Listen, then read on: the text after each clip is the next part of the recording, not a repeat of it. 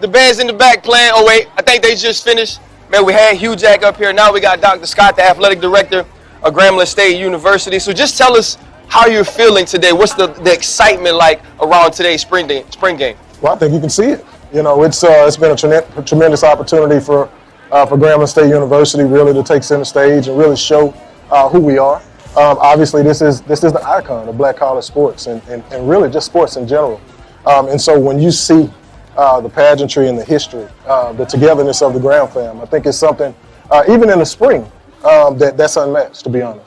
We talked to a bunch of people. We've been here for a couple of days now, talking to people, and they said the excitement behind the organization with Coach Hugh coming in. They want that change. Like, is there pressure on you? Because you was just up here and said he feels the pressure. You feel the pressure? Like, this got to happen, baby. Yeah, you do feel it.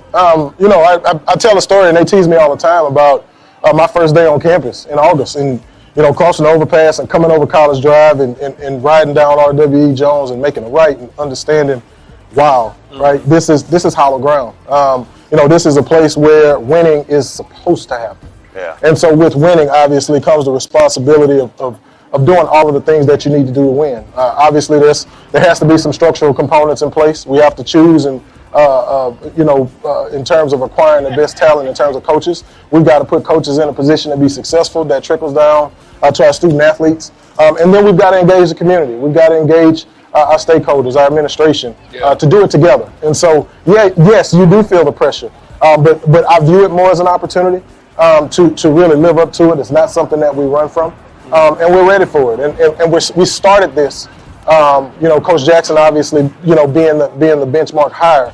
But we've got that positive momentum across the board in athletics. Volleyball is taking a step forward. Yeah. We're getting ready to engage in a search for a head soccer coach. And so that culture shift now is real.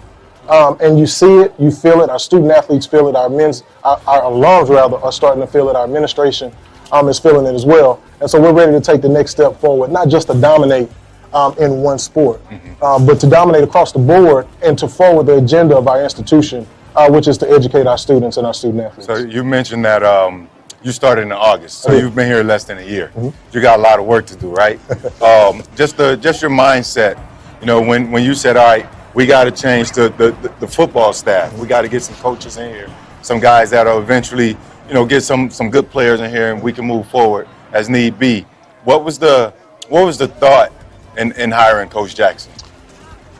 Wow. Well, I think the biggest thing, you know, when you come on our campus and you understand, again, the history of what Coach Robinson spent 56 years building, you don't want to stray away from that. Obviously, we want to win football games, but we want to continue to build men. We want to continue to structure things in the way that Coach Robinson would have wanted it. And so that is never something, obviously, that we would stray away from.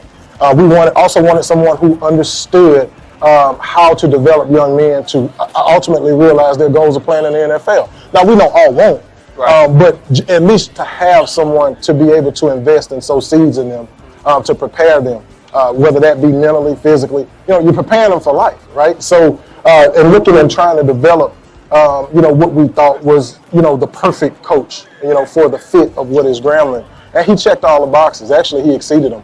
He's passionate, he's knowledgeable, he's articulate, he cares about his players, he cares about building men, and quite frankly, I don't think we could have made a better hire. So I'm excited about not only Coach Jackson, but his staff as well, and what they're doing to again, shift the culture of Grambling football and Grambling athletics. Part of shifting culture, especially if you listen to a lot of the things that Hugh is saying, is having the backing, having the support. What have you done since hiring Coach Hugh to try to get that from, whether it be alumni, folks close to the university, those people who they call friends of Grambling State? What have you done to get them involved to allow Coach Hugh to do some of the things that he wants to do here at Grambling? Ask. Yeah. I think that's the biggest thing. Yeah. You know, you have not because you ask not. We've got a lot of, again, alums, stakeholders, corporate entities, corporations who will come and partner with us in helping us to improve the quality of the student-athlete experience. And so, you know, we simply asked. You know, we've been able to put resources into Coach Jackson's facility. We've been able to pour resources into his recruiting budget and things of that nature, travel budget, and we're going to do more of that. But we're doing that to raise the profile of the department. So just as we would for our football program, obviously, we would do the same for our other 14 sports. Because again, that expectation is to win. And you know, when you have winners, people want to invest in them. Yeah. Right? But you have to ask on the front end. So it's not something that, hey, you win and then you ask. You have to ask and have people to believe in the process of what you're doing. And that's what we've been able to do. And what's because I'll tell you, he asked me for some money, I don't know where it's going. You know what I'm saying? Like, hey, let me hold 10. What, you got to pay a bill? You know, like, I need to know where the money going. People that out there, alumni that are here, like, what's the priority list right now with the athletic department? If you do ask them to give back to their university, what's that list that you're selling them on? Well, I think it's for the holistic experience. Facilities is key. Nutrition is key. You know, obviously, you know, recruiting and travel budgets and being able to go out and recruit the best and the brightest talent of a student athlete that you can, right? You know, so those are the three stalwarts for us. It's talent acquisition, and then it's talent development. But also you have to be able to provide the bare necessities for the student athletes. And so that training table piece is important, that strength and conditioning piece is important, that student athlete welfare and well-being piece is important as well. Yeah, you mentioned traveling a few times. You mentioned traveling.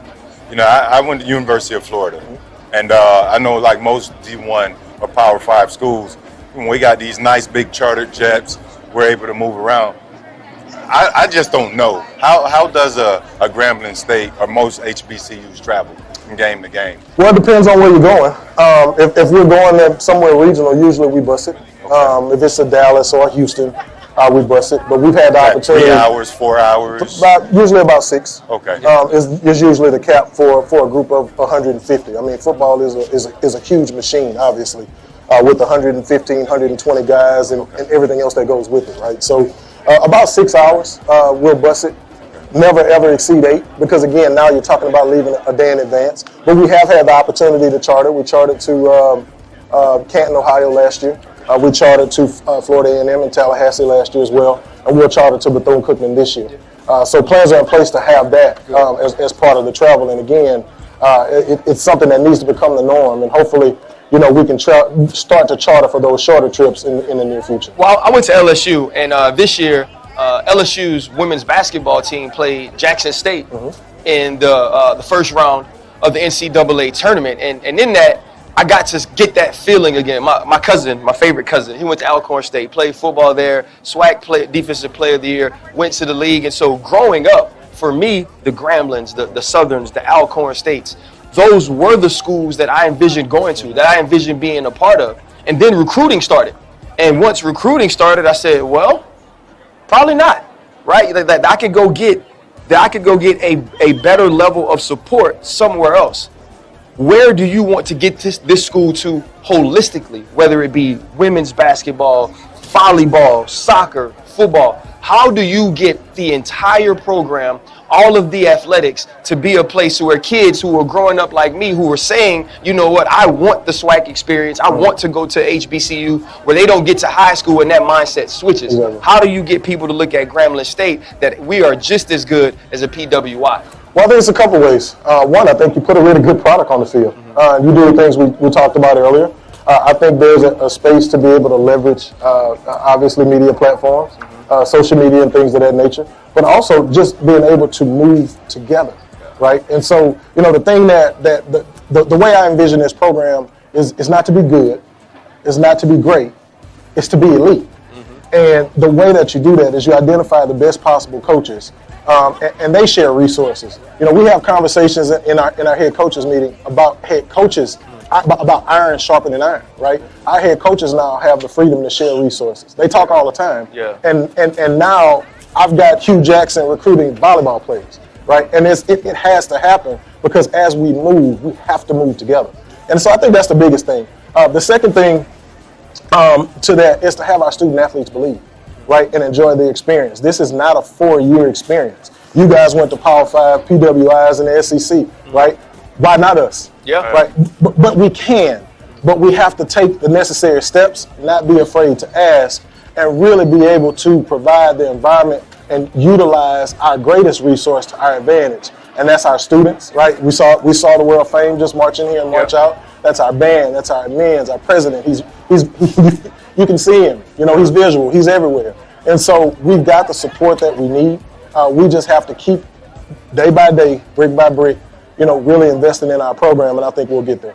Well, thank you so much for your time. I think this was something that was educational for all of us, and it is going to be about what we can do or what you guys can do as a university. It won't just be on the football team. Correct. It won't just be on Hugh. But listen, man, it's Louisiana. You know, football runs this state. That's and so right. we're excited for y'all, excited for where this program is going, and we appreciate your time, Dr. Hey, Scott. thank you for having me. Thank you very much. Right. And now we're about to get DJ Dog!